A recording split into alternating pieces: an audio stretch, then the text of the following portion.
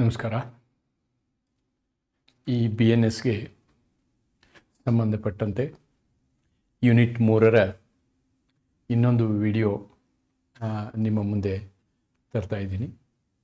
Today I am discussing chapter 9 of BNSS unit 3 BNSS.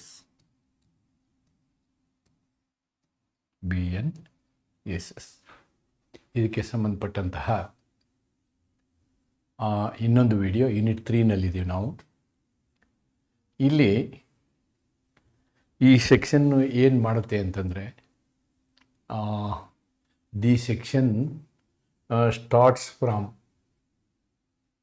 125 and ends at 125 to 143.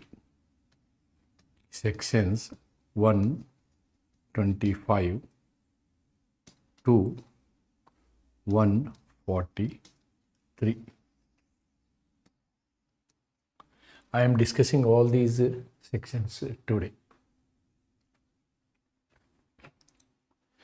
The very purpose of this section is the basic purpose of the state.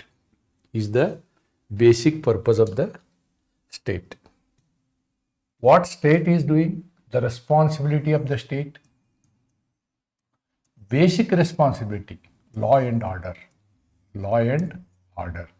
public peace.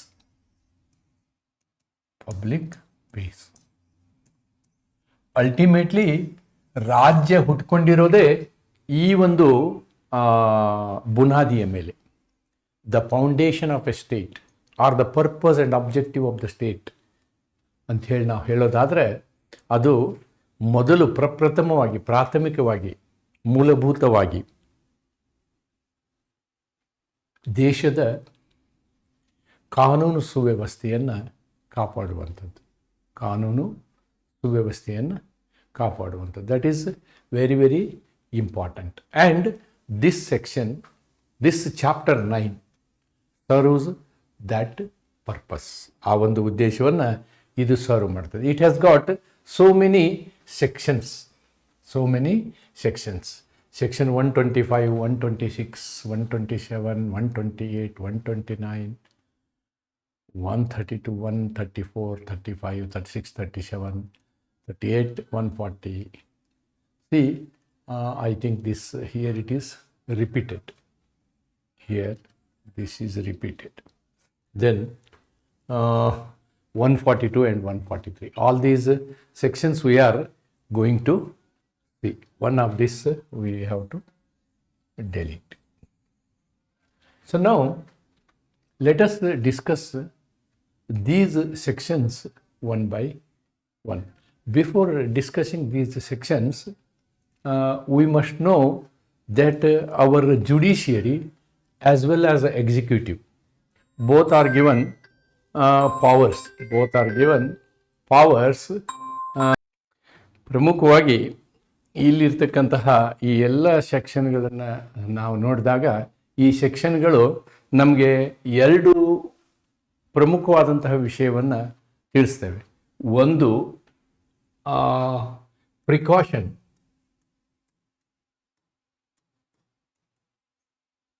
ಎರಡನೇದು it talks about bond.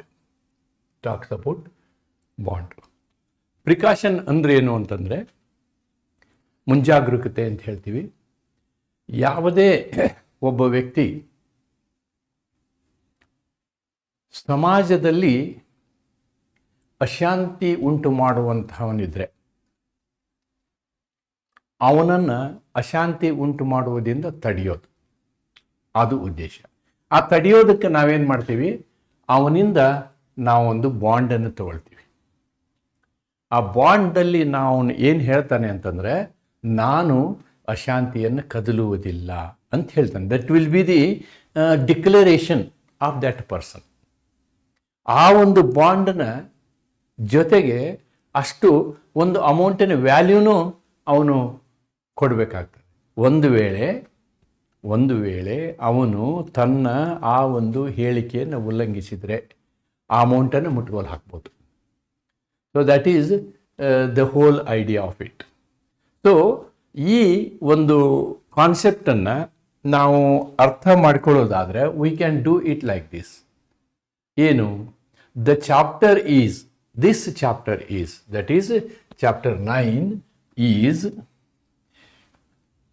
A preventive provision, a preventive ಮುಂಜಾಗರೂಕತಾ ಒಂದು ವ್ಯವಸ್ಥೆ, not ಪ್ಯೂನಿಟಿವ್. ಇಲ್ಲಿ ಉದ್ದೇಶ ಶಿಕ್ಷೆ ಕೊಡುವುದಲ್ಲ, ಉದ್ದೇಶ ಶಿಕ್ಷೆಯಲ್ಲ,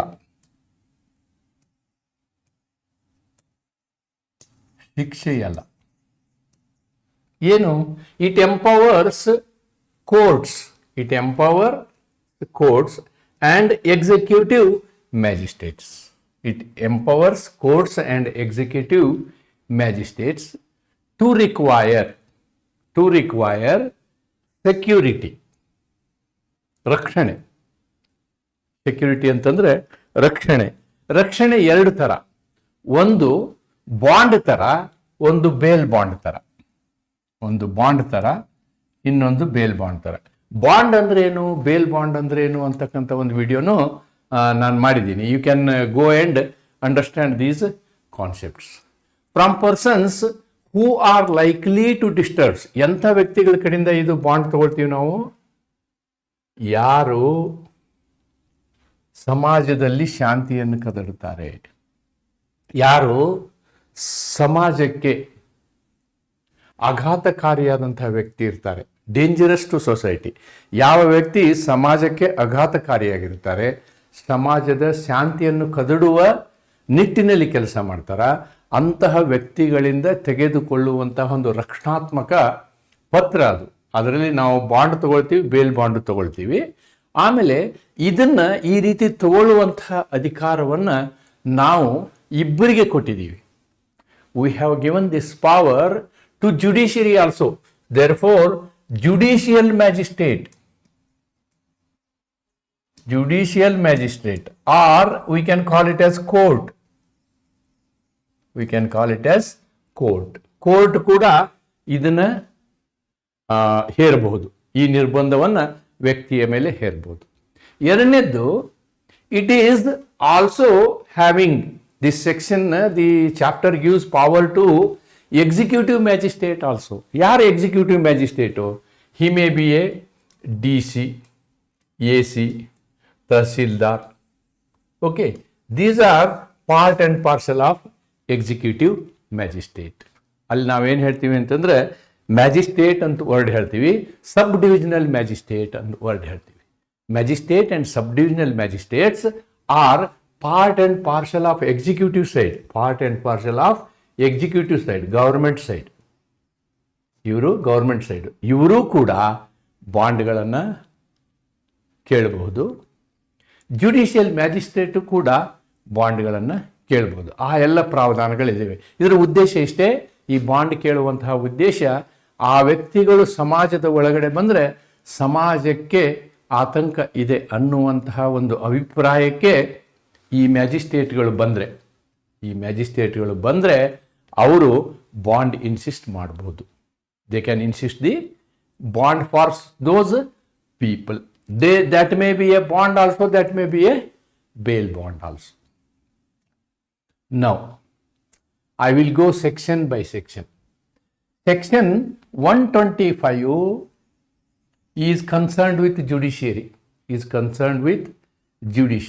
ಯಾವುದೇ ಒಬ್ಬ ವ್ಯಕ್ತಿಗೆ ನಾವು ಶಿಕ್ಷೆ ಕೊಡ್ತೀವಿ ಅಂತ ಇಟ್ಕೊಳ್ಳಿ, ಪ್ರಭಾವಶಾಲಿ ವ್ಯಕ್ತಿಗೆ ಶಿಕ್ಷೆ ಕೊಡ್ತೀವಿ ಅಂದರೆ ಅವನಿಗೆ ಶಿಕ್ಷೆ ಕೊಡೋದ್ರಿಂದ ಸಮಾಜದಲ್ಲಿ ಅವನು ಇಂಡೈರೆಕ್ಟ್ ಆಗಿ ಅಶಾಂತಿಯನ್ನು ಕ್ರಿಯೇಟ್ ಮಾಡ್ಬೋದು.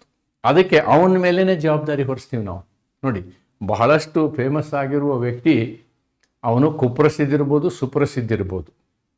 ಅವನು ಶಿಕ್ಷೆ ಆಗುತ್ತೆ ಅಂತಂದರೆ ಆವಾಗ ಅವನು ಸಮಾಜದಲ್ಲಿ ಸಮಸ್ಯೆನ ಕ್ರಿಯೇಟ್ ಮಾಡ್ಬೋದು. Security after conviction. ಒಬ್ಬ ವ್ಯಕ್ತಿಗೆ ಶಿಕ್ಷೆ ಕೊಟ್ಟ ನಂತರ ಆ ವ್ಯಕ್ತಿ ಸಮಾಜದಲ್ಲಿ ತೊಂದರೆಯನ್ನು ಉಂಟು ಮಾಡುವ ಸಾಧ್ಯತೆಗಳಿರ್ತವೆ. That is one possibility. After conviction of specified offences. ಆದ್ದರಿಂದ ಈ ಮ್ಯಾಜಿಸ್ಟ್ರೇಟ್ಗಳಿಗೆ, ಅದು ಸೆಷನ್ಸ್ ಕೋರ್ಟ್ ಇರಲಿ ಅಥವಾ JMFC ಇರಲಿ, ಅವರಿಗೆ ಒಂದು ಅಭಿಪ್ರಾಯ ಫಾರ್ಮೇಷನ್ ಆಯಿತು ಅಂತ ಇಟ್ಕೊಳ್ಳಿ, ಈ ವ್ಯಕ್ತಿಗೆ ಶಿಕ್ಷೆಯ ನಂತರ ಸಮಾಜದಲ್ಲಿ ಗಲಾಟೆ ಆಗ್ಬೋದು ಅಂತಿತ್ತು ಅಂದರೆ, they may ask that person after conviction for specified offences sessions court or first class magistrate. First class magistrate ಅವ್ರಿಗೇನಂತಾರೆ, JMFCನೂ ಅಂತಾರೆ. JMFC or sessions court. Sessions court ಯಾರಾದರೂ ಇರ್ಬೋದು. ಇವರಿಗೆ ಅಧಿಕಾರ ಇದೆ ಏನು ಮಾಡಲಿಕ್ಕೆ, may order accused to execute a bond. Accuse, ನೀನೊಂದು ಬಾಂಡ್ ಕೊಡಬೇಕು, ನೀನೊಂದು ಪ್ರತಿಜ್ಞೆ ಮಾಡಿ ಬರೆದು ಕೊಡ್ಬೇಕು ನಮಗೆ. ಏನಂತ ಬರೆದು ಕೊಡಬೇಕು, for keeping peace for a period up to 3 years maximum. ಅದು 3 ವರ್ಷನೇ ಕೇಳ್ಬೇಕಂತೇನಿಲ್ಲ, 3 ವರ್ಷ ತನಕ ಈ ಸಮಾಜದಲ್ಲಿ ಶಾಂತಿಯನ್ನು ಕಾಪಾಡುತ್ತೇನೆ ಎಂದು ಅವನು ಬಾಂಡ್ ಬರ್ಕೊಡ್ಬೇಕು. ಓಕೆ, ಕನ್ವಿಕ್ಷನ್ ಆಗುತ್ತೆ. ಎಲ್ಲಿ JMFC ಕೋರ್ಟಲ್ಲಿ ಕನ್ವಿಕ್ಷನ್ ಆಗುತ್ತೆ, ಬಾಂಡ್ ಬರ್ಕೊಟ್ಟಿರ್ತಾನೆ. ಆಮೇಲೆ ಅವನು ಅಪೀಲ್ ಹೋಗ್ತಾನೆ. ಅಪೀಲ್ ಹೋದಾಗ ಅದು ಸೆಷನ್ಸ್ ಕೋರ್ಟಲ್ಲಿ ಆಗಲಿ ಅಥವಾ ಹೈಕೋರ್ಟಲ್ಲಿ ಆಗಲಿ, ಸೆಷನ್ಸ್ ಕೋರ್ಟ್ ಆಗಲಿ ಅಥವಾ ಹೈಕೋರ್ಟಲ್ಲಿ ಆಗಲಿ, ಅವನ ಶಿಕ್ಷೆ ಕ್ಯಾನ್ಸಲ್ ಆಯ್ತು ಅಂತ ಇಟ್ಕೊಳ್ಳಿ. If conviction is set aside, ಅವನ ಶಿಕ್ಷೆಯನ್ನು ತೆಗೆದು ಹಾಕಲ್ಪಟ್ಟರೆ ಆವಾಗ ಈ ಕೊಟ್ಟಂತಹ ಬಾಂಡ್ ಏನಾಗುತ್ತೆ, ಶೂನ್ಯ ಆಗುತ್ತೆ. If conviction is set aside, the bond becomes void. ಅದನ್ನೇ ಇಲ್ಲಿ ಕನ್ನಡದಲ್ಲಿ ಬರೆದಿದ್ದೀನಿ. ಅಂದರೆ ಜುಡಿಷಿಯಲ್ ಮ್ಯಾಜಿಸ್ಟ್ರೇಟ್ ಅವರಿಗೆ ಒಬ್ಬ ವ್ಯಕ್ತಿಗೆ ಶಿಕ್ಷೆ ಕೊಡುವಾಗ ಅವನಿಂದ ಬಾಂಡ್ ತೆಗೆದುಕೊಳ್ಳುವ ಅಧಿಕಾರವೂ ಇದೆ. ಆ ಬಾಂಡನ್ನು 3 ವರ್ಷದವರೆಗೆ ಶಾಂತಿ ಕಾಪಾಡ್ತೀನಿ ಅಂತ ಹೇಳಿ ಅವನು ಕೊಡಬೇಕಾಗತ್ತೆ. It may be bond also, it may be bail bond also, or it may be both. That is 125. And here the power is with judicial magistrate.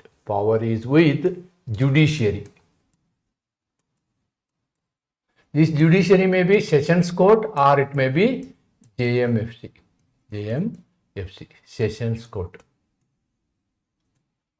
Now we will come to section 126. This is another very, very important provision.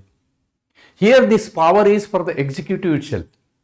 ಇಲ್ಲಿ ರಾಜ್ಯಕ್ಕೆ ಅಧಿಕಾರ ಇದೆ. The state has got the power. What is that power? Security to prevent breach of peace. ನೋಡಿ, ಶಾಂತಿ ಭಂಗ ತಡೆಯಲು ಭದ್ರತೆ. An executive magistrate, he may be a DC or AC.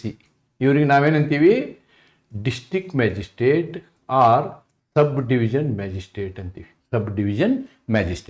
ಅವರಿಗೆ ಒಂದು ಸಂಶಯ ಬರುತ್ತೆ ಅಂತ ಇಟ್ಕೊಳ್ಳಿ. ಇಫ್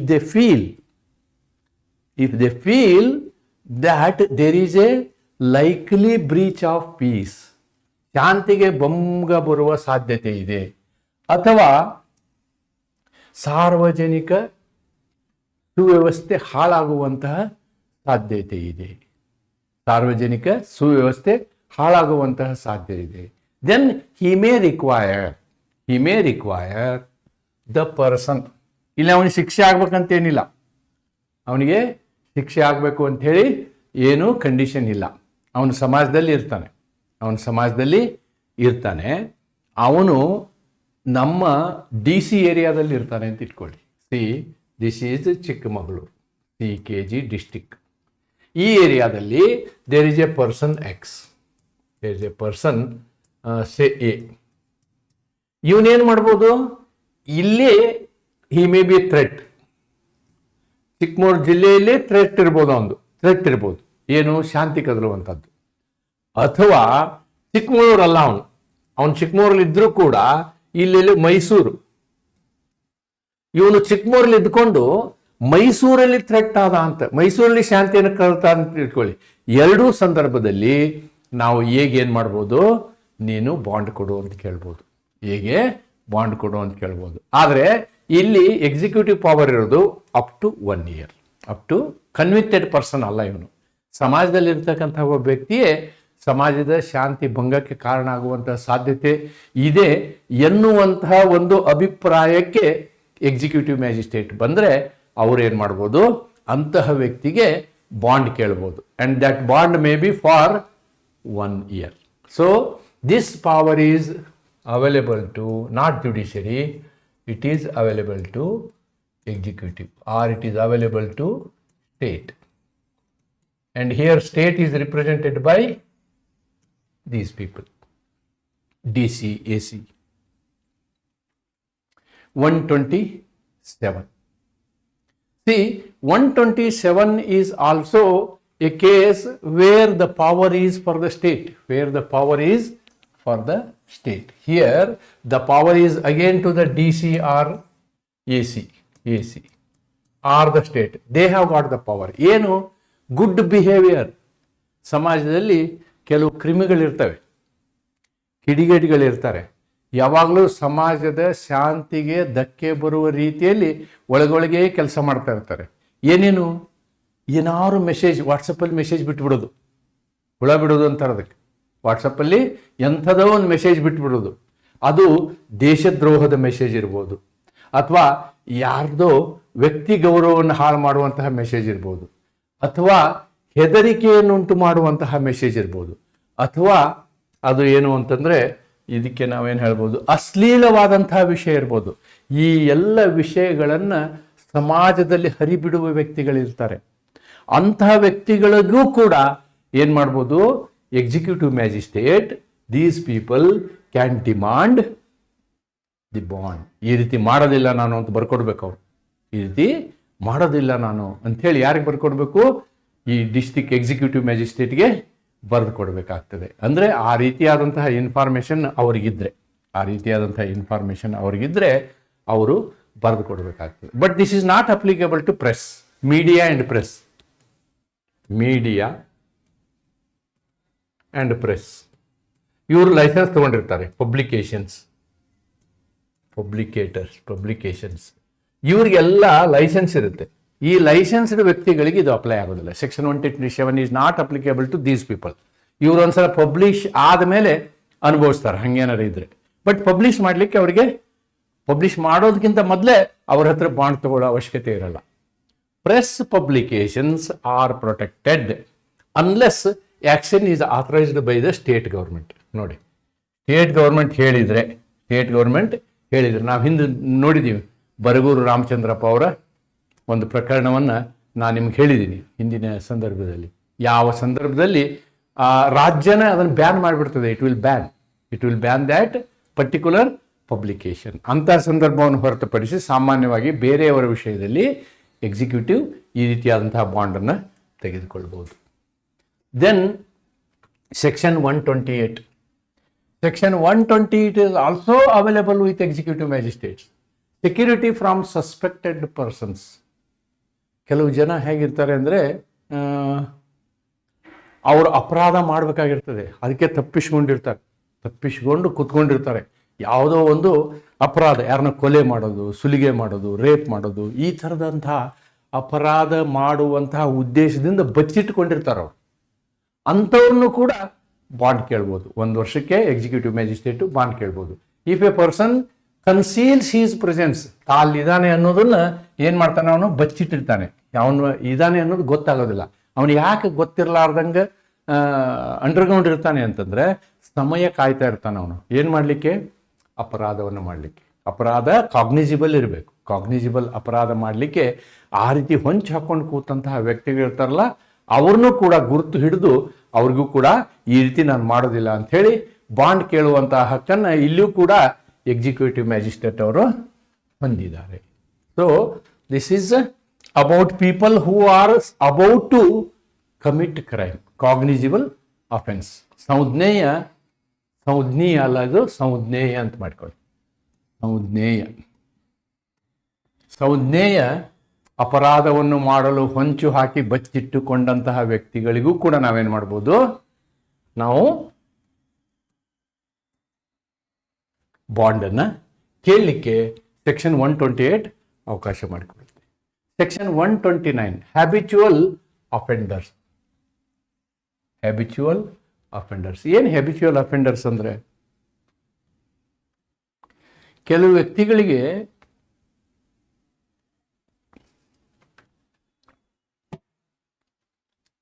ಜೈಲು ಒಂದು ತವರು ಮನೆ ಆಗಿರುತ್ತೆ. ಅಂದರೆ ಅವ್ರಿಗೆ ಜೈಲಲ್ಲಿ ಇದ್ದಷ್ಟು ದಿವಸ ಹಾಯಾಗಿರ್ತಾರೆ, ಬಿಟ್ಟು ಕೂಡಲೇ ಕಷ್ಟ ಅವರಿಗೆ. ಬಿಟ್ಟು ಕೂಡಲೇ ಅವ್ರು ಏನು ಮಾಡ್ತಾರೆ, ಮತ್ತೊಂದು ಅಪರಾಧವನ್ನು ಮಾಡ್ತಾರೆ. ಮತ್ತೆ ಅಪರಾಧ ಮಾಡಿದ್ರೆ ಏನು ಮಾಡ್ತಾರೆ, ನೀವು ಒಯ್ದು ಜೈಲಿಗೆ ಹಾಕ್ತೀರಿ. ಮತ್ತೆ ಶಿಕ್ಷೆ ಮುಗಿದ ಮೇಲೆ ಮತ್ತೆ ಹೊರಗೆ ಬರ್ತಾರೆ. ಮತ್ತೆ ಅವ್ರು ಮಾಡೋದು ಅದೇ ಕೆಲಸ. ನಾಗರಿಕ ಜೀವನಕ್ಕೆ ಅವ್ರು ಹೊಂದ್ಕೊಳ್ಳೋದೇ ಇಲ್ಲ. ಅವರು ಕಂಟಿನ್ಯೂಯಸ್ ಆಗಿ ಅಪರಾಧಗಳನ್ನು ಮಾಡ್ತಾನೆ ಇರ್ತಾರೆ. ಅಂಥ ವ್ಯಕ್ತಿಗಳಿಗೆ ನಾವೇನಂತೀವಿ, ಹ್ಯಾಬಿಚುವಲ್ ಅಫೆಂಡರ್ಸ್, ಅಭ್ಯಾಸಿತ ಅಪರಾಧಿಗಳು. ಅಭ್ಯಾಸಿತ ಅಪರಾಧಿಗಳು. ಆ ರೀತಿ ಇದ್ದವ್ರಿಗೂ ಕೂಡ ಏನು ಮಾಡ್ತಾರೆ, ಎಕ್ಸಿಕ್ಯೂಟಿವ್ ಮ್ಯಾಜಿಸ್ಟ್ರೇಟು ಬಾಂಡ್ ಕೇಳ್ತಾರೆ. Applies to habitual criminals offenders under special laws and persons dangerous to society. Habitual ಅಫೆಂಡರ್ಸ್ಗೂ ಕೂಡ ನಾವೇನು ಮಾಡ್ತೀವಿ ಅಂತಂದರೆ ಈ ರೀತಿಯಾದಂತಹ ಬಾಂಡನ್ನು ತಗೊಳ್ತೀವಿ. 129. So now we have come to know. Now I will write here. Section 125 is applicable to convicts. Here the magistrate is judicial magistrate. More importantly, sessions judge or JMFC. Right? Whereas section 126 to 128, the power is available to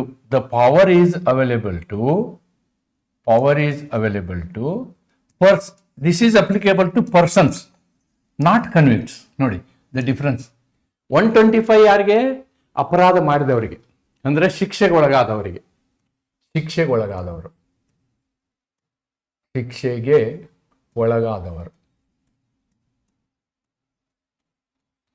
126 to 128 ಯಾವುದೇ ವ್ಯಕ್ತಿಗೆ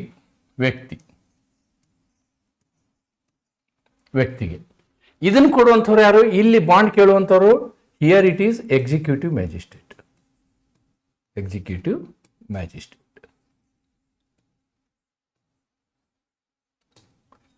ಅವರು DC ಇರ್ಬೋದು, AC ಇರ್ಬೋದು.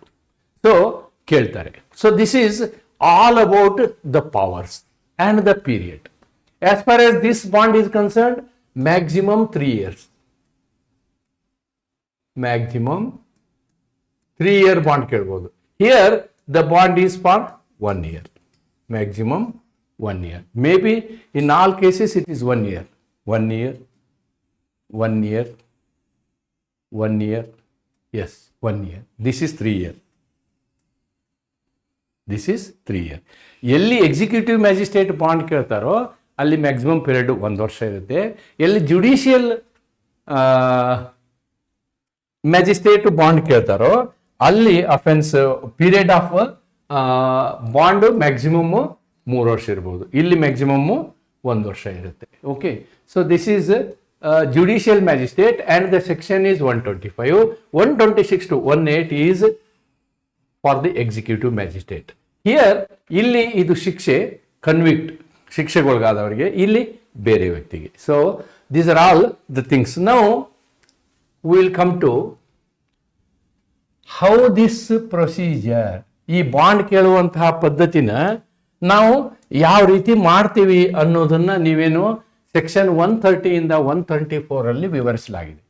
ಮುಖ್ಯವಾಗಿ ನಾನು ಇಷ್ಟೊತ್ತಿನವರೆಗೆ ಹೇಳಿದಂಥ ಸೆಕ್ಷನ್ಗಳು ಬಹಳ important. ಯಾರಿಗೆ ಅಧಿಕಾರ ಇದೆ, ಯಾವ ರೀತಿ ಮಾಡ್ತಾರೆ, ಮತ್ತು ಮಾಡುವಂತಹ ಪದ್ಧತಿ ಹೇಗೆ ಮಾಡುವಂತಹ, ಅಂದರೆ ಒಬ್ಬ ವ್ಯಕ್ತಿಗೆ ನಾನು ಬಾಂಡ್ ಕೇಳಬೇಕು ಅಂತ ಇಟ್ಕೊಳ್ಳಿ. If there is a person x, so x ಮೇಲೆ ನೀವೇನು ಮಾಡಬೇಕು, ಬಾಂಡ್ ಕೇಳಬೇಕು ಅಂದ್ರೆ ವಾಟ್ ಈಸ್ ದ ಪ್ರೊಸೀಜರ್. ಅಲ್ಲಿ ಏನು ಮಾಡಬೇಕು ಅಂತಂದ್ರೆ ರಿಟನ್ ಆರ್ಡರ್. ನೀವೇನು ಮಾಡಬೇಕು, ಬಾಂಡ್ ಕೇಳಬೇಕು ಅಂತಂದ್ರೆ ಆ ವ್ಯಕ್ತಿಗೆ ಒಂದು ರಿಟನ್ ಆರ್ಡರ್ ಕೊಡಬೇಕು. ಆ ವ್ಯಕ್ತಿಗೆ. ಯಾರಿಗೆ? ಈ ವ್ಯಕ್ತಿಗೆ ನಾವೇನು ಮಾಡಬೇಕು? If we are asking bond from ಎಕ್ಸ್ಗೆ ನಾವೊಂದು ಆರ್ಡರ್ ಕೊಡಬೇಕು, ಆಜ್ಞೆಯನ್ನು ಕೊಡಬೇಕು. ಆ ಆಜ್ಞೆಯಲ್ಲಿ ಲಿಖಿತ ಆಜ್ಞೆಯಲ್ಲಿ ಯಾಕೆ ನಿನ್ನ ಹತ್ರ ನಾವು ಬಾಂಡ್ ಕೇಳ್ತಾ ಇದ್ದೀವಿ ಅನ್ನೋ ವಿಚಾರವನ್ನು ಬರಿಬೇಕು. ಅಂದರೆ ಕೆಲವೊಂದು ಅವನ ಎಂಟಿಸಿಡೆಂಟ್ಸ್ ನಡತೆಗಳನ್ನು ಮಾಹಿತಿಯಾಗಿ ಕೊಟ್ಟು, ನೋಡಪ್ಪ ಆದ್ದರಿಂದ ನಿನ್ನಿಂದ ಬಾಂಡ್ ಕೇಳ್ತಾ ಇದ್ದೀವಿ. ಆಮೇಲೆ ಆ ಆರ್ಡರ್ ಕೊಟ್ಟಂತಹ ಆರ್ಡರನ್ನು ನಾವೇನು ಮಾಡಬೇಕು? ಅವನಿಗೆ ಓದಿ ಹೇಳಬೇಕು, ಎಕ್ಸ್ಪ್ಲೇನ್ ಮಾಡಬೇಕು. We have to explain him by reading it. ಆ ವ್ಯಕ್ತಿಗೆ ಎಂಥ ವ್ಯಕ್ತಿಗೆ ನಾವು ಓದ್ತೀವಿ? ಅವನು ಕೋರ್ಟಲ್ಲಿ ಇದ್ರೆ ಓದ್ತೀವಿ. For example, if it is a case of section 125, judicial magistrate ಅಲ್ಲಿ ಓದಿ ಹೇಳ್ತಾರೆ. ಅವನಿಗೆ ಓದಿ ಹೇಳ್ತಾರೆ. If the case is for executive magistrate, ಅವನಿದ್ರೆ ಓದಿ ಹೇಳ್ಬೋದು, ಅವನು ಅಲ್ಲಿದ್ರೆ ಓದಿ ಹೇಳ್ಬೋದು. ಇಲ್ಲಾಂದ್ರೆ ಏನು ಮಾಡಬೇಕು? We have to issue him a summons. Executive magistrate ಏನು ಮಾಡ್ತಾರೆ? ಅವನಿಗೊಂದು ಸಮನ್ಸ್ ಇಶ್ಯೂ ಮಾಡ್ತಾರೆ. ನೀವು ಬನ್ನಿ, ನಮ್ಮ ಕೋರ್ಟಿಗೆ ಬನ್ನಿ, ಬಂದು ನಾನು ನಿಮಗೆ ಈ ವಿಷಯದ ಬಗ್ಗೆ ಒಂದು ಆರ್ಡರ್ ಕೊಡ್ಲಿಕ್ಕಿದೆ, ನೀವು ಬನ್ನಿ ಅಂತ ಹೇಳ್ತಾರೆ. ಆ ಬಂದಂತಹ ವ್ಯಕ್ತಿಗೆ ಆವಾಗ ಅವನು ಸಮನ್ಸ್ ಕೊಟ್ಟು, ಅಕಸ್ಮಾತ್ ಅವನು ಜೈಲಲ್ಲಿ ಇದ್ದಂದ್ರೆ ವಾರಂಟ್ ಕೊಟ್ಟು ಅವನು ಕರೆಸ್ಕೊಂಡು ಅವನಿಗೆ ಹೇಳ್ತಾರೆ. ಆಮೇಲೆ ಈ ಒಂದು ಸಮನ್ಸ್ ಅಥವಾ ವಾರಂಟ್ ಕೊಡುವಾಗ ಈ ಆರ್ಡರ್ ಇದೆಯಲ್ವಾ, ದಿಸ್ ಆರ್ಡರ್ ಸಮೇತ ಅವನಿಗೆ ನಾವು ಸಮನ್ಸ್ ಅಥವಾ ವಾರಂಟ್ ಅನ್ನ ಕೊಡಬೇಕಾಗ್ತದೆ. ಪರ್ಸನ್ಸ್ ಅಟೆಂಡೆನ್ಸ್ ಕೆಲವೊಮ್ಮೆ ಏನಾಗುತ್ತೆ, ಮ್ಯಾಜಿಸ್ಟ್ರೇಟ್ಗೆ ಅನ್ಸುತ್ತೆ, ಎಸ್ಪೆಷಲಿ ಎಕ್ಸಿಕ್ಯೂಟಿವ್ ಮ್ಯಾಜಿಸ್ಟ್ರೇಟ್, ಅವರ ಬರಬೇಕಂತೇನಿಲ್ಲ, ಅವ್ರ ಲಾಯರ್ ಬಂದರೂ ಸಾಕು ಅಂಥೇಳಿ ಮ್ಯಾಜಿಸ್ಟ್ರೇಟ್ಗೆ ಅನಿಸಿದ್ರೆ, ಅವ್ರ ಲಾಯರ್ಗೆ ಅಷ್ಟೇ ನೀನು ಬರೋ ಅವಶ್ಯಕ ಬಂದ್ರೆ ಬರಲಿ, ಬರೋದು ಬೇಡ ಅಂದರೆ ಐ ಆಮ್ ನಾಟ್ ಇನ್ಸಿಸ್ಟಿಂಗ್ ಅಂತ ಹೇಳಿಬಿಟ್ಟು ಅವ್ರ ಲಾಯರ್ಗೂ ಕೂಡ ನೀವು ಈ ವಿಷಯವನ್ನು ತಿಳಿಸ್ಬೋದು ಅಂತಕ್ಕಂಥದ್ದು ಪ್ರೊಸೀಜರ್ನ ನಾವು 130 to 134 ಅಲ್ಲಿ ನೋಡ್ತೀವಿ. Then what 135 talks about? Actually ಈ ಸೆಕ್ಷನ್ ಮೊದಲು ಬರಬೇಕಿತ್ತು. ಒಬ್ಬ ವ್ಯಕ್ತಿಗೆ ನಾವು ಈ ಆರ್ಡರ್ ಕೊಡಬೇಕು ಅಂತಂದ್ರೆ ಹಾಗೆ ಸುಮ್ಮನೆ ಕೊಡೋಕ್ಕಾಗಲ್ಲ. The magistrates have to follow the procedure written in section 135. Enquiry into the truth information. ನೋಡಿ, ಅವನ ಮೇಲೆ ಇರ್ತಕ್ಕಂಥ ಅವನ ಶಾಂತಿಯನ್ನು ಕದಲುವಂತಹ ಸಾಧ್ಯತೆಗಳು ಇದೆ ಎನ್ನುವುದರ ಬಗ್ಗೆ ಏನು ಮಾಡಬೇಕು? ತನಿಖೆ ಮಾಡಬೇಕಾಗ್ತದೆ. ಸತ್ಯಾಸತ್ಯತೆಯ ಕುರಿತು ತನಿಖೆ ಮಾಡಬೇಕಾಗ್ತದೆ. ಆ ತನಿಖೆ ಹೆಂಗಿರುತ್ತೆ ಅಂದರೆ, ನೀವು ಯಾವುದು ನಾನು ಹೇಳಿದ್ದೀನಿ ಟ್ರಯಲ್ ಆಫ್ ಸಮನ್ಸ್ ಕೇಸ್ ಅಂತ, ಆ ರೀತಿಯಾಗಿರುತ್ತೆ. It is like a trial of summons case. Briefly, trial of summons case ಅಂದ್ರೆ ಏನು? ಆ ವ್ಯಕ್ತಿಗೆ ನಾವು ಸಮನ್ಸ್ ಕೊಡ್ತೀವಿ, ಕೊಟ್ಟಂತಹ ಸಮನ್ಸಿಗೆ ಪ್ರಕಾರ ಅವನು ಕೋರ್ಟಿಗೆ ಬರ್ತಾನೆ, ಅಂದರೆ DC ಹತ್ರ ಅಥವಾ AC ಹತ್ರ ಬರ್ತಾನೆ. ಒಂದು ವೇಳೆ ಬರಲಿಲ್ಲ ಅಂದರೆ ವಾರಂಟ್ ಕೊಟ್ಟು ಕರೆಸ್ಕೊಂತೀವಿ, ಆವಾಗ ಬರ್ತಾನೆ. ಬಂದಾಗ ಈ ಎಲ್ಲ ವಿಚಾರಗಳ ವಿಷಯವನ್ನು ಅವನಿಗೆ ತಿಳಿಸ್ತೀವಿ. ಅವನು ತನ್ನ ಅಹವಾಲನ್ನು, ಇಲ್ಲ ಸ್ವಾಮಿ ನಾನು ಅಂಥವನಲ್ಲ ಅಂತ ಹೇಳುವಂತಹ ಸಾಧ್ಯತೆ ಇದ್ದರೆ ಅವನು ಅದ್ರ ಬಗ್ಗೆಯೂ ಮಾಹಿತಿ ಕೊಡ್ತಾನೆ. ಆ ಮಾಹಿತಿಯನ್ನು ಕೊಟ್ಟ ನಂತರ ನಾವೇನು ಮಾಡ್ತೀವಿ? ನಿರ್ಧಾರಕ್ಕೆ ಬರ್ತೀವಿ. This is the procedure. ಅದಕ್ಕೆ enquiry conducted like a summons case ಅಂತ ಹೇಳ್ತಾರೆ. ಆಮೇಲೆ ಕೇಸು ಈ ರೀತಿ ತನಿಖೆ ನಡೆಯುವಾಗಲೇ ಹೆದರಿಕೆ ಇತ್ತು ಅಂದರೆ, ತನಿಖೆ ನಡೆಯುವಂತಹ ಸಂದರ್ಭದಲ್ಲೇ ಅವನು ಸಮಾಜದಲ್ಲಿ ಅಶಾಂತಿಯನ್ನು ಮಾಡುವಂತಹ ಸಾಧ್ಯತೆಗಳಿದೆ ಅಂಥೇಳಿ ಏನಾದರೂ ಕೋರ್ಟ್ಗೆ ಅನಿಸಿದರೆ, ಕೋರ್ಟು ಈ ವಿಚಾರಣೆ ನಡೆಯುವ ಸಂದರ್ಭದಲ್ಲೇ ಅವನಿಗೆ ಒಂದು ಆರ್ಡರ್ ಮಾಡ್ತಾರೆ. ಒಂದು ತಾತ್ಕಾಲಿಕ ಬಾಂಡ್ ಕೊಟ್ಟುಬಿಡು ನೀನು ಅಂತ, ವಿಚಾರಣೆ ನಡೆಯುವ ಸಂದರ್ಭದಲ್ಲಿ ನಾನು ಯಾವುದೇ ಗಲಾಟೆ ಮಾಡೋದಿಲ್ಲ ಅಂತ ಕೊಡು ನೀನು ಅಂಥೇಳಿ ಮೊದಲೇ ಬರೆಸ್ಕೊಂತಾರೆ. That is called interim bond ಬರೆಸ್ಕೊಂತಾರೆ. ಆಮೇಲೆ bond may be ordered if urgent prevention is necessary. Enquiry must conclude with 6 months. ನೋಡಿ, 6 ತಿಂಗಳ ಒಳಗೆ ಇಂಥ ತನಿಖೆ ಮುಗಿಸಿಬಿಡ್ಬೇಕು. ನೀವು ತನಿಖೆ ಇದೆ ಅಂತ ಹೇಳಿ 3 ವರ್ಷ 4 ವರ್ಷ ಮಾಡೋಕ್ಕಾಗಲ್ಲ. ಒಮ್ಮೆ ಅವನ್ನ ಸಮನ್ಸ್ ಕೊಟ್ಟು ಕರೆಸ್ಕೊಂಡ ಮೇಲೆ ವಿದಿನ್ 6 months ನಿಮ್ಮ ತನಿಖೆ ಮುಗಿದು ಹೋಗ್ಬಿಡ್ಬೇಕು. That is the condition. ಒಂದು ವೇಳೆ 6 ತಿಂಗಳು ದಾಟಿದ್ರೆ ಏನಾಗುತ್ತೆ ಅಂತಂದರೆ ಕಂಪ್ಲೀಟ್ಲಿ ಇಟ್ ಬಿಕಮ್ಸ್ ಲ್ಯಾಪ್ಸ್. ಆಮೇಲೆ ಬಾಂಡ್ ಕೊಡುವಂಥ ಅವಶ್ಯಕತೆ ಇಲ್ಲ. ವಿಶೇಷ ಸಂದರ್ಭಗಳನ್ನು ಹೊರತುಪಡಿಸಿ, ಕೆಲವೊಂದು ವಿಶೇಷ ಸಂದರ್ಭಗಳಿರ್ತವೆ 6 months ಮುಗಿಸೋಕ್ಕಾಗಲ್ಲ. ಆ ರೀತಿ ಮುಗಿಸೋಕ್ಕಾಗಿಲ್ಲ ಅನ್ನೋದಕ್ಕೆ ಕಾರಣವನ್ನು ರೆಕಾರ್ಡ್ ಮಾಡಿದರೆ ಎಕ್ಸ್ಟೆನ್ಷನ್ ಸಿಗುತ್ತೆ. ಇಲ್ಲಾಂದರೆ 6 ತಿಂಗಳೊಳಗೆ ಮುಗಿಸ್ಬೇಕು. ಎನ್ಕ್ವೈರಿ 6 ತಿಂಗಳೊಳಗೆ ಅವನು ನಿರ್ಧಾರ ಮಾಡಬೇಕು, ಅವನು ಸಮಾಜಘಾತಕ ಹೌದೋ ಅಲ್ವೋ ಅಂತಕ್ಕಂಥದ್ದನ್ನು ನಿರ್ಧಾರ ಮಾಡಬೇಕಾಗುತ್ತೆ. ಈ ನಿರ್ಧಾರ ಮಾಡಿದ ಮೇಲೆ ಈ ಆಜ್ಞೆಯನ್ನು ಕೊಡ್ತಾರೆ. This order is given. That is the concept here. Yes. Then what about section 136 and 137? 136, 137 ಏನು ಹೇಳ್ತವೆ? ನೀವು 135ನಲ್ಲಿ ಮಾಡಿದ ತನಿಖೆಯ ಆಧಾರದ ಮೇಲೆ ನೀವೇನು ಮಾಡ್ಬೋದು? ಒಂದು ನಿರ್ಧಾರಕ್ಕೆ ಬರ್ಬೋದು. ಏನು ನಿರ್ಧಾರ? ಅವನು ಸಮಾಜಘಾತಕ ಹೌದು, ಅವನಿಂದ ಸಮಾಜಕ್ಕೆ ತೊಂದರೆಯಾಗುವ ಸಾಧ್ಯತೆ ಇದೆ ಅಂದಾಗ ನೀವೇನು ಮಾಡ್ತೀರಿ?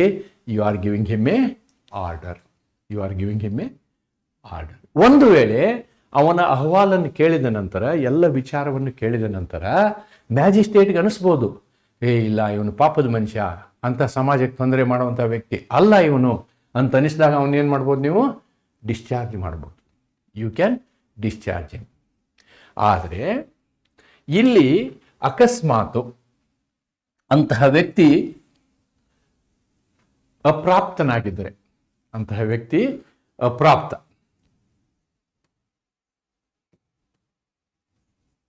ಅಪ್ರಾಪ್ತನಾಗಿದ್ದರೆ ಅಂತಹ ಒಂದು ಶ್ಯೂರಿಟಿಯನ್ನು ಅವರ ಪೇರೆಂಟ್ಸ್ ಕೊಡಬೇಕಾಗತ್ತೆ. Bond must be executed only by sureties. Personal bond ಬರೋದಿಲ್ಲ ಅವಾಗ. ಇಲ್ಲಿ ಪರ್ಸನಲ್ ಬಾಂಡಲ್ಲೇ ಕೆಲಸ ಮುಗಿದ್ಬಿಡ್ಬೋದು, ಅವನೇ ವೈಯಕ್ತಿಕವಾಗಿ ಬಾಂಡ್ ಕೊಡ್ಬೋದು. ಆದರೆ ಮಕ್ಕಳಾದರೆ ವೈಯಕ್ತಿಕ ಬಾಂಡು ಬರೋದಿಲ್ಲ. There must be bail bond. There must be bail bond ಅಂತಕ್ಕಂಥದ್ದನ್ನು ನಾವಿಲ್ಲಿ ನೋಡೋದು. 36, 37 talks about this order and discharge. Then 138 to 140 talks about bond period and sureties. ನೋಡಿ, bond period and sureties. Surety ಅಂದರೆ ಜಾಮೀನುಗಳು. ಶ್ಯೂರಿಟಿ ಅಂತಂದ್ರೆ ಜಾಮೀನುದಾರರು. ನೋಡಿ, there are 2 words. One is security. ಇವೆರಡನ್ನು ಕನ್ಫ್ಯೂಸ್ ಮಾಡ್ಕೋಬಾರ್ದು ನಾವು. ಎರಡನೇದು ಶ್ಯೂರಿಟಿ. ಶ್ಯೂರಿಟಿ ಅಂದ್ರೆ ಥರ್ಡ್ ಪಾರ್ಟಿ ಕೊಡುವಂಥದ್ದು. Third party guarantee. Third party guarantee. ಇಲ್ಲಿ ಸೆಕ್ಯೂರಿಟಿ ಅಂತಂದ್ರೆ same person or self guarantee. Self guarantee ತಾನೇ ಗ್ಯಾರಂಟಿ ಕೊಡುವಂಥದ್ದು, ತಾನೇ ಭದ್ರತೆಯನ್ನು ಕೊಡುವಂಥದ್ದು. ಗ್ಯಾರಂಟಿ ಅನ್ನೋದಕ್ಕಿಂತ ಭದ್ರತೆ ಅಂತ ಹೇಳಿದರೆ ಸರಿ. ದೆನ್ ಶ್ಯೂರಿಟಿ ಅಂತಂದರೆ ಮೂರನೇ ವ್ಯಕ್ತಿ ಕೊಡುವಂಥದ್ದು. So bond period starts after imprisonment ends. ನೋಡಿ, ಒಬ್ಬ ವ್ಯಕ್ತಿಗೆ ನಾವು ಶಿಕ್ಷೆ ಕೊಟ್ಟಿದ್ವಿ ಅಂತಂದರೆ ಅವನು ಸಮಾಜದಲ್ಲಿ ಅವನ ಶಿಕ್ಷೆ ಮುಗಿದ ಮೇಲೆ ಏನು ಮಾಡ್ಬೋದು? ಅವನು ಗಲಾಟೆ ಶುರು ಮಾಡ್ಬೋದು. ಅದಕ್ಕೆ 125 ಪ್ರಕಾರ ನಾನಲ್ಲಿ ಹೇಳುವಾಗ ಅವನು ಶಿಕ್ಷೆ ಇರುವಾಗಲೇ ಅಂಥೇಳಿ ಹೇಳಿದ್ದೀನಿ. 125 ಪ್ರಕಾರ, ಸೆಕ್ಷನ್ 125 ಪ್ರಕಾರ ಅವನು ಶಿಕ್ಷೆ ಮುಗಿದು ಮನೆಗೆ ಹೋಗುವಂತಹ ಸಂದರ್ಭದಲ್ಲಿ ಅವನಿಗೆ ಬಾಂಡ್ ಕೇಳಲಾಗುತ್ತೆ. That is section 125, a small correction. Then bond binds person. ನೋಡಿ, ಈ ಬಾಂಡಿನಿಂದ ಏನಾಗುತ್ತೆ? ಅವನು ನಿರ್ಬಂಧಿತನಾಗ್ತಾನೆ. ಏನು? ಸಾರ್ವಜನಿಕ ಒಳ್ಳೆಯ ಸಮಾಜದಲ್ಲಿ ಒಳ್ಳೆಯವನಾಗಿ ಬದುಕಲಿಕ್ಕೆ ಅವನಿಗೆ ನಾವು ನಿರ್ಬಂಧ ಹೇರಿದ ಹಾಗಾಗ್ತದೆ. Magistrate may reject unfit sureties. ಇದ್ರ ಪ್ರಕಾರ ಮ್ಯಾಜಿಸ್ಟ್ರೇಟ್ ಇಲ್ಲಿ ಅಕಸ್ಮಾತ್ ನಾವು ಶ್ಯೂರಿಟಿ ತಗೊಂಡ್ರೆ, ಆ ವ್ಯಕ್ತಿಯ ವಿಷಯದಲ್ಲಿ ಬರೀ ಬಾಂಡ್ ತಗೊಳ್ಳೋದಲ್ಲದೆ ಶ್ಯೂರಿಟಿಯನ್ನು ತಗೊಂಡ್ರೆ ಶ್ಯೂರಿಟಿ ಫಿಟ್ ಇರಬೇಕು, ಬೋಗಸ್ ಇರಬಾರ್ದು. ಶ್ಯೂರಿಟಿ ಬೋಗಸ್ ಇರಬಾರ್ದು. ಬೋಗಸ್ ಇದ್ರೆ ನ್ಯಾಯಾಲಯಕ್ಕೆ ಅಥವಾ ಎಕ್ಸಿಕ್ಯೂಟಿವ್ ಮ್ಯಾಜಿಸ್ಟ್ರೇಟ್ಗೆ ಏನು ಅಧಿಕಾರ ಇರುತ್ತೆ? ಇಲ್ಲ ಮಿಸ್ಟರ್ ಎಕ್ಸ್ ಶ್ಯೂರಿಟಿ ನಾನು ತಗೊಳ್ಳಲ್ಲ, ನೀವು ಮಿಸ್ಟರ್ ಎಕ್ಸ್ನ ಬಿಟ್ಟು ಬೇರೆದವ್ರ ಶ್ಯೂರಿಟಿ ಕೊಡಿ ಅಂತೇಳಿ ಕಂಡೀಷನ್ನು ಮ್ಯಾಜಿಸ್ಟ್ರೇಟ್ಗಳು ಹಾಕ್ಬೋದು. All these provisions are there in 138 to 140. Then what 141 talks about. ಒಂದು ವೇಳೆ ನೀವು ಬಾಂಡ್ ಕೊಡೋಕ್ಕಾಗಿಲ್ಲ, ತಪ್ಪಿದ್ರೆ, ಬಾಂಡ್ ಕೊಡಲು ಭದ್ರತೆ ನೀಡದಿದ್ದರೆ ಆವಾಗ ಏನು ಮಾಡ್ತಾರೆ? ಶಿಕ್ಷೆ ವಿಧಿಸ್ತಾರೆ. Failure to give security or breach of bond leads to imprisonment. ನೀವು ಅದು ಕೊಡದೆ ಹೋದರೆ ಶಿಕ್ಷೆ. The maximum imprisonment shall not exceed 3 years. ನೋಡಿ, ನೀವು ಬಾಂಡ್ ಕೊಡೋದಿಲ್ಲ ಅಂದರೆ ಮತ್ತೆ ಶಿಕ್ಷೆ ಅನುಭವಿಸಬೇಕಾಗ್ತದೆ.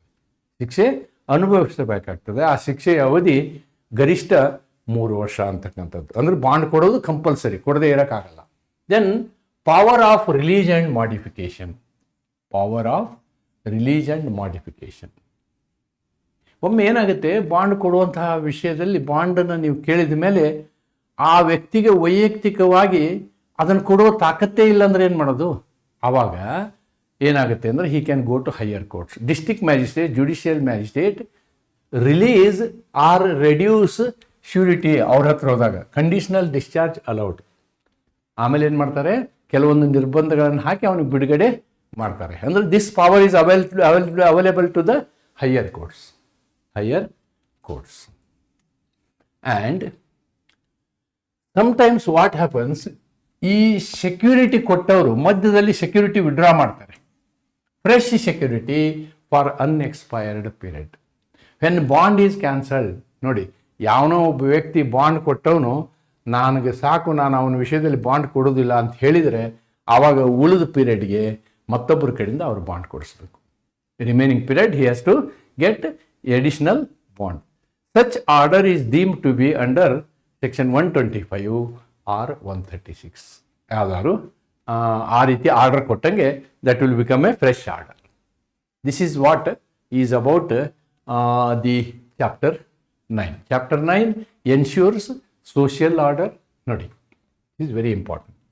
Social order, preventive justice and community safety, balancing individual liberty with public interest. ಸಾರ್ವಜನಿಕ ಹಿತದೃಷ್ಟಿಯಿಂದ, ಸಾರ್ವಜನಿಕ ಶಾಂತಿಗಾಗಿ, ಸುರಕ್ಷತೆಗಾಗಿ ಒಂದು ಚಾಪ್ಟರ್ BNSSನಲ್ಲಿ ಇದೆ ಅಂತಂದರೆ that is chapter 9, section 125 to 143, and this ensures us the peace in the society. ಸಮಾಜದಲ್ಲಿ ಶಾಂತಿಯನ್ನು ಕಾಪಾಡುವುದಕ್ಕೆ ಇದು ಉಪಯೋಗ ಆಗ್ತದೆ ಅಂತಕ್ಕಂಥದ್ದನ್ನು ನಾವು ಈ ಚಾಪ್ಟರ್ನಿಂದ ನೋಡ್ಬೋದು. ಇದಕ್ಕೆ ನಿಮಗೆ ಲಾಂಗ್ ಆನ್ಸರ್ ಕ್ವಶನು ಬರ್ಬೋದು, ಶಾರ್ಟ್ ಆನ್ಸರ್ ಕ್ವಶನು ಬರ್ಬೋದು. That way I have made it the chapter very clear for you. ಈ ನೋಟ್ಸನ್ನು ನಾನು ನಿಮಗೆ ಟೆಲಿಗ್ರಾಮ್ ಚಾನಲಲ್ಲಿ ಶಾರ್ಟ್ಲಿ ನೋಟ್ಸ್ನ ಅಪ್ಲೋಡ್ ಮಾಡ್ತೀನಿ ಅಂತ ಹೇಳ್ತಾ ಈ ವಿಡಿಯೋನ ಇಲ್ಲಿಗೆ ಮುಗಿಸ್ತೀನಿ. ನಮಸ್ಕಾರ. Thank you.